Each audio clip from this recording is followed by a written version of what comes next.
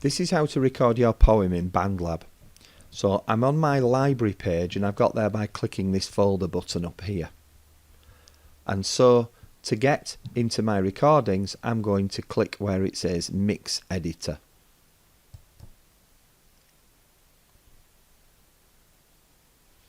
And I want to make a voice recording, so I'm going to click the voice button in the middle with a microphone on it.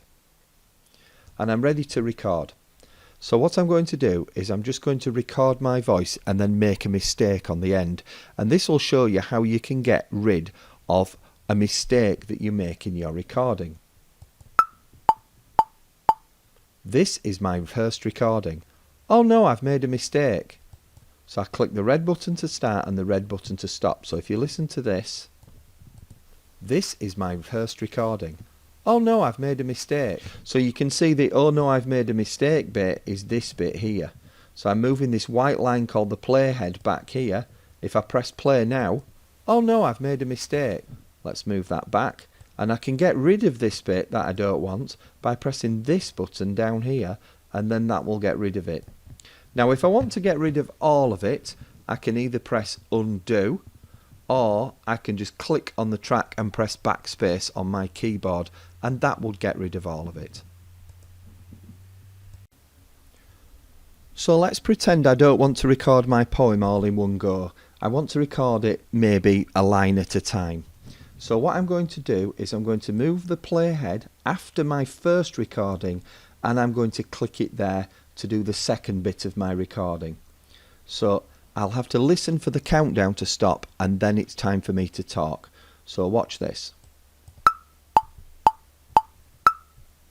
This is my second recording. And then it puts them together like that, so I can rewind and listen to both of them. Rewind all the way back by clicking that button twice here. Play. This is my first recording. This is my second recording. Okay, and if I've got a big gap, I can use this button here. I can just get rid of the first bit of the recording by dragging it in, and then I can just move it back so that it's like that, so that it's next to each other. So I can record bits of my recording one at a time. So you can record it a line at a time, or you might want to record it all in one go. Now it's very important that you put the playhead exactly where you want your recording to go. If I have my playhead back there and I record the next bit, it's going to wipe off this first bit. So I've got to make sure that if I'm doing my next line, I put my playhead there, and then it will record in the right place and it won't delete all my recordings so far. Now something else that you might want to try is adding a special sound effect to your voice. So I've recorded my poem now, and I'll just play a tiny bit. In the woods. I walk in the woods. The fallen leaves crunch. Okay, so that's the first part of my poem. So if I just go down here and click this button at the bottom that says effects, and then here you'll see it says none. So what you can do is you can try some of these and see what you think they sound like. So I'm going to try this Scotty tone one, and I'm going to play it back. You don't need to do anything with these buttons at all. You can just ignore them. So let's have a listen. In the woods. I walk in the woods. The fallen leaves crunch and shuffle. Okay, so you can experiment with those and see which one sounds really good with yours. Now one thing that you do need to do is you need to save your work as you go along. So it doesn't save on its own, so you've got a button up here that you can click to save your work.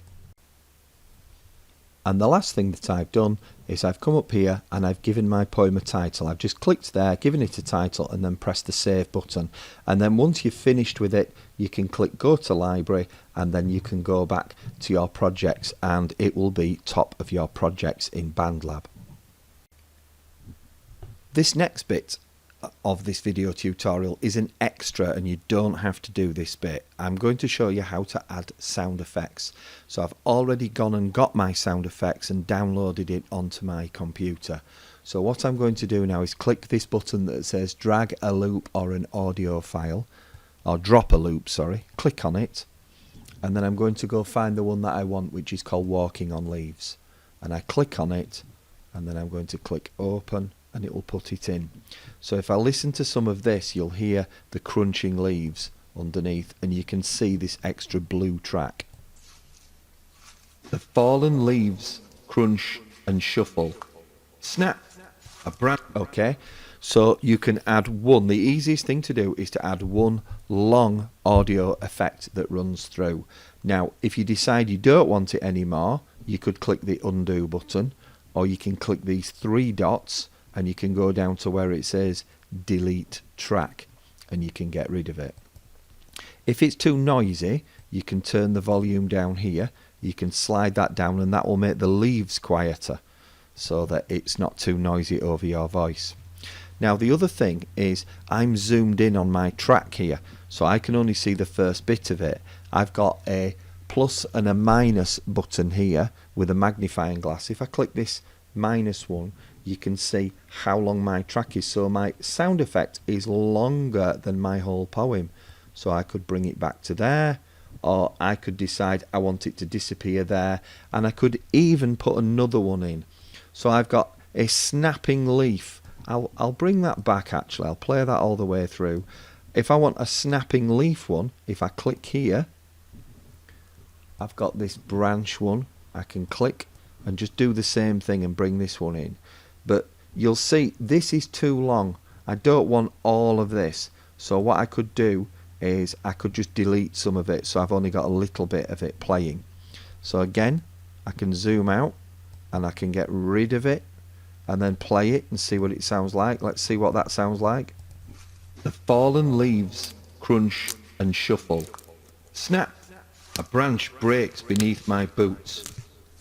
So I can always move this backwards and forwards, but the easiest thing is just to add one sound effect. You can add more, but you want to make sure that they are in the right place, and don't forget you can always get rid of them by pressing the undo button or these three dots and delete if you don't want them anymore.